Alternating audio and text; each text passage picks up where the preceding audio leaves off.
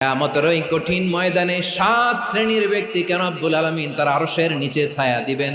তার মধ্যে প্রথম শ্রেণীর ব্যক্তি হলো ইমামুন আদিল, যে ইনসাফের সাথে বিচার করে, যে জাস্টিস সমাজে সার্ভ করে, যে সুশাসন নিশ্চিত করে, ওই ইমামুন আদিল। আদিল শব্দটা বুঝছেন না? ইন্নাল্লাহা ইয়া'মুরু বিল আদল, পাইছেন?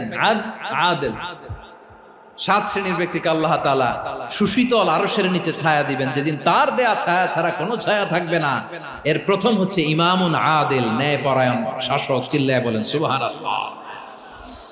আবার বিশ্বনবী বললেন, ইন্নাল মুকসিতিনা ইনদাল্লাহি আলা মানাবিরা মিন নূর আন ইয়ামিনির রহমান। কিয়ামতের দিন যারা ন্যায় পরায়ণ হিসেবে আল্লাহর সামনে দাঁড়াবে, কিয়ামতের দিন রব্বুল আলামিন তার আরশের ডান দিকে ওই ন্যায় পরায়ণ লোকদের জন্য আরশের ডান দিকে একটা নূরের